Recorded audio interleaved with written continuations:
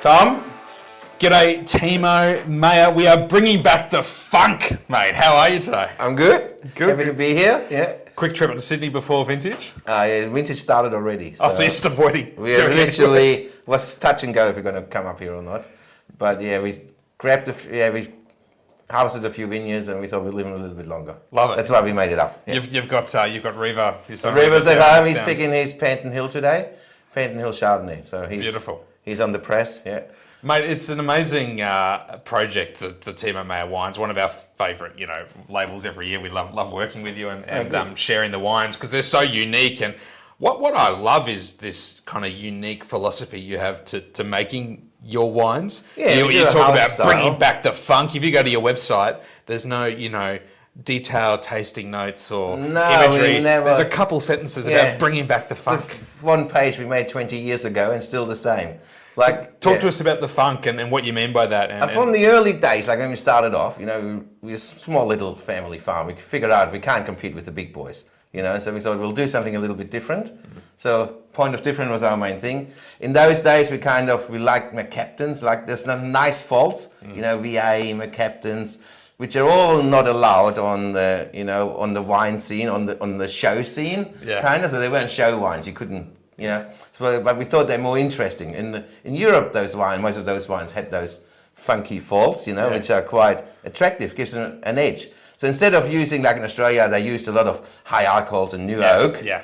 New oak was the thing. And we thought we'd rather go a bit of burnt rubber and a bit of VA lift, so, bring back the funk. Bring back the funk. Yeah. And so it's a good, I guess, segue into the wine we're drinking, which is the Dr. Mayer. The Stalky shit. Yeah. The Stalky shit from 2023. Yeah. So, mate, Stalky shit, what do you mean? Talk to us about Wholebunch. The Wholebunch thing started in 2004. We did a carbonic Pinot. Yeah. That was the first one. And we called it, we just took 3 beans, put it in a tank, put the lid on, come back 3 weeks later. And it was this banana, estery, lolly water. I thought, that's not what I want to drink. Yeah. So let's change it a little bit. And in 2005, we kind of turned to the style we do today, like semi-carbonic, 10 days carbonic, 10 days macerated. And so carbonic, so you mean obviously you're getting that intracellular fermentation. It gives you that crunchy fruit, that lift. And then you're obviously including, so it's 100% whole bunches. Yeah, so that means, I guess, in actual practical terms, you're picking you sort the fruit in the vineyard, literally when it goes in the picking bins, and then we just take the picking bins and bring it in the winery, and then we don't use CO2 or any of that stuff. It's all natural CO2. So we just stomp one corner and add a ferment which is already going to inoculate it, cross-inoculate kind of. Yep. And from there on, it does its own thing, and after 10 days.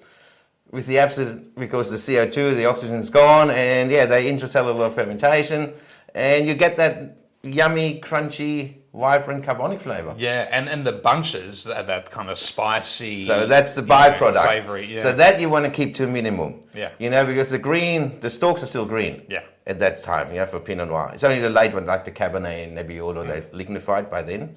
But early in March, so Syrah, all them, they're still green bunches. But that's the byproduct. You don't want too much of that flavor, that herbal edge. They all got a herbal edge to it. Yeah, that's just part of the carbonic. If you want the crunchy fruit, you got to live with that. And so mostly for you, is it about chasing that juicy, bright fruit? Correct. Because you do hear people talking about a whole bunch, and I think kind of getting it wrong, where they're like, we want it really spicy and earthy and stalky, and I don't know if that's super attractive. I think what a whole bunch does better is about structure and length to beautiful the palate. Tannin, beautiful palate length, and it takes away the sweet fruit. Like if you de-stem fruit, you got like this sweet mid palate, but you're lacking on length. Yeah. As you do whole bunch, you it's all up front and good tannin for Beautiful. And Pinot, so it was where it started. Started with Pinot, and then we did Syrah, and then in 19 we did Caps. In 14 was a really low crop in the Yarra Valley. Yeah. Bad fruit set for the early varieties in 14, and I needed like 6 barrels of Pinot. So shit, what do we do now? Let's get some Cabernet. Yeah. We thought, okay, Cap Sav, Because Cabernet needs more tannin, I guess, doesn't it? Yeah, no, it's Cabernet. That's got the chunky tannins, the bad tannins. So we actually make it less tannic by going carbonic. Right. Because we don't crush all the berries, so we don't harvest the tannin from the skins. It's funny, isn't it, all the nuances, because people just try and simplify things, and you imagine you got a tannic variety like Cabernet or like Nebbiolo or Sangiovese, and you're going to go Wholebunch, and people go, oh my God, that's just going to make it even drier. No, but it goes the other way. It goes the opposite. Or, unless you crush all the berries. Yeah. Then it would go dry because you've got skin tannins and the stalk tannins. But you have, so what kind of percentage are you crushing versus putting in the So whole with berries? the Cabernet, it's probably the most carbonic wine I make. Yeah. Because I don't want to harvest all those chunky tannins. Whereas the Nebbiolo and the Pinot tannins I like. Yeah. You know, they're beautiful, silky. So we do, crush a lot of those berries to get the skin tannin. And this is 23 is such a pure. This is my first look at this wine. It's Yeah, so pretty and red fruited and juicy. Is that purely vintage, or has the winemaking evolved over the last few years? No, this or? is the season. Like we had 4 cold years the last year, since 2000 till this year as well. So 5 years of cool vintages. Yeah. And this one was particularly very late vintage. Yeah. Started late, it was cold. So the late varieties hardly got ripe. Right. You know, in that year. But the fruit flavor, fully flavor ripe, like nice and Yeah. great. They probably got more flavor than the other three years before that. Yeah. Kind of. And a little bit more color, more extract. So And in terms of vineyards for the Pinot, that's a state. So this all is the a Pinots state are a off the state. bloody hill. Off the bloody hill. Fuck it, stop swearing. It's Jesus. amazing. I can't help it. I'm with you, mate. Yeah, You bring out the worst in me. I remember once we were talking to you, and I asked you, why do you name the vineyard Bloody Hill? Yeah. And your reply was, come and see it one day, and you'll see it's just a big bloody Being hill. nice. I could have called it something else. Yeah, it's a shit of a hill. Yeah. It's a massive hill. Yeah. When I visited last year. You went there. It was a river. Yeah. And I mean, the beautiful drive up Yeah. to the house there and the winery. But I mean, Yeah. it is a But big bloody hill. literally, it was an empty cow paddock when we bought it. You know, when we established it, the 3 years of walking up and down the hill, we said, fuck, that's a fucking hill, shit hill. And then, let's call it Bloody Hill. Yeah?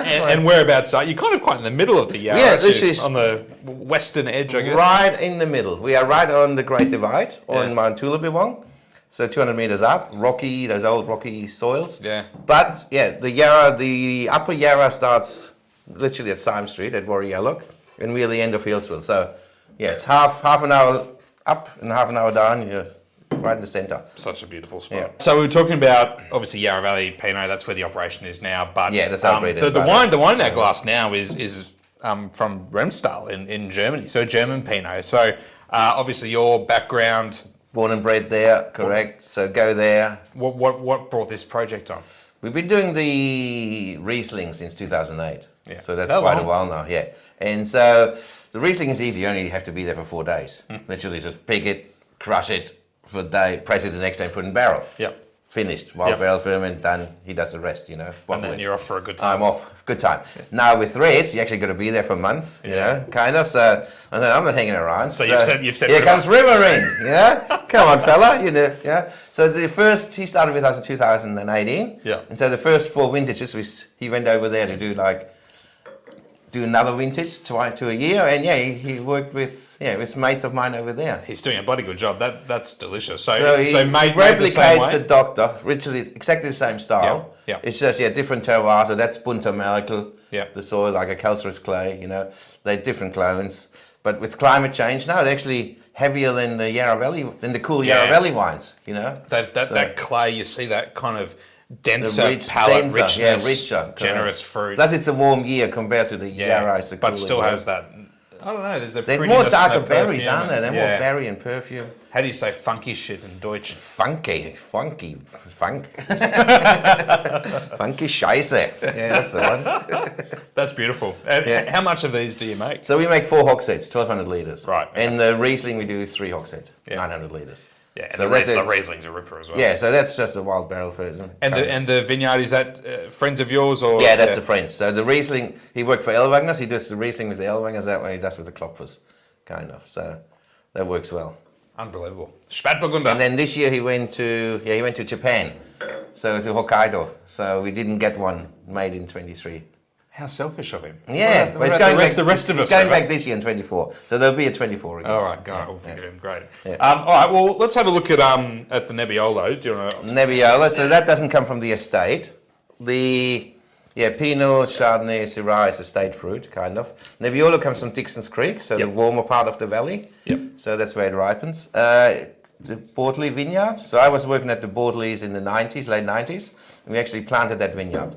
So the Sangiovese and the Nebbiolo comes from Vineyard. I didn't realise that. So that's great now that you can go full circle. And, coming back, get the fruit of it. Get the stalky stuff happening. Yeah, so we do, kind of trying to do a different style, obviously. So this is a great, interesting talking point, I guess, about the Yarra Valley as a whole, because people think about the Yarra Valley and they talk about Pinot, obviously. Yeah. Traditionally amazing Cabernet blends. Yeah, on the valley floor. And Syrah, and you make some phenomenal Bordeaux varietal wines, but this alternative grape varieties, Nebbiolo, Sangiovese, so all Italian varieties coming in. Like the Bordeaux was big to bring them in. Like they brought them in 28 years ago.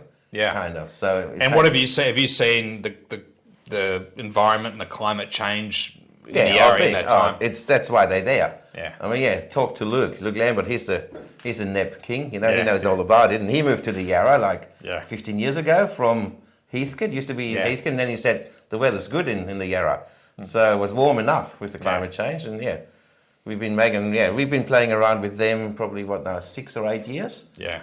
And they just seem to work in the it's beautiful. All those varieties now with the climate change. I mean, these are even cool years. I mean, this was marginal this year in 23 because the vintage was so late. Yeah. Like it came in you couldn't have left it out there any longer. So that way. Is there a region? Can you compare these wines to Italian Nebbiolos or I don't think so. You got it's Yarra Valley. Come on, we make Yarra Valley. They're all good Yarra Valley wines. Yeah, I don't want to make wine like in Bordeaux or in Burgundy. It's like it's Mayer wine, Yarra Valley. Yeah. Mr. Halliday did you a favour with this one a couple of years ago. A couple of years ago, he rated that alternative variety of the year best or something. Nebby ever, highest rated Nebby ever had or something. Amazing wine. Stalky shit, who would have thought? He thought it was the most like a Pinot. It was Pinot-esque. Was that what he said? That's the bit he liked, instead of having these bigger styles. He didn't talk about the stalky shit in his review? No, he didn't. It's strange. He's usually quite... Pinot-esque, I like that. That is so beautifully balanced and pretty. And I mean, again, you would if you open that and you think you're going in for a tannic ride, it's just not what you get at all. It's so pretty. I mean, all these wines we make are medium body. Medium body, juicy, vibrant, Yeah. We don't make heavy wines and we don't oak fuck them. We don't add new oak.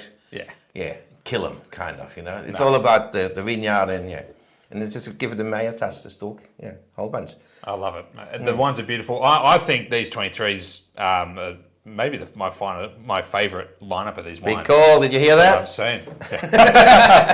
Available at differentdrop.com. No. Just happened to be here today. They'll come and go in a second as they do every year. But I just love the red fruited, pretty juicy kind of character. I mean, that's the style. That's gorgeous. I mean, from being funky and stuff, and then to going stalky. It's like a evolution. It's like It's funny early on when we did all the mercaptony and stuff. It was because when you de-stem, whereas you do Wholebunch, you don't get those mercaptans anymore. No. It's funny about that. The yeast, they're happier or something. And so now they just go, the herbal edge, And what about the future, mate? Is it River stepping more up to the mantle? How are you feeling? He does, he's good. We gave him the Bloody Hill label. Yep. So he turned it into Bloody Hill villages. So he gets fruit from all over the valley. So he doesn't use estate fruit. Yep. Yeah, we have all the estates. So Rhonda and I, we do the Mayer, and River does the Bloody Hill village. So it works well. Fantastic. Oh, long may it continue, mate. Great to see you. Always great fun to catch up. The wines look unbelievable. So thanks, Happy days. Cheers, mate. Cheers.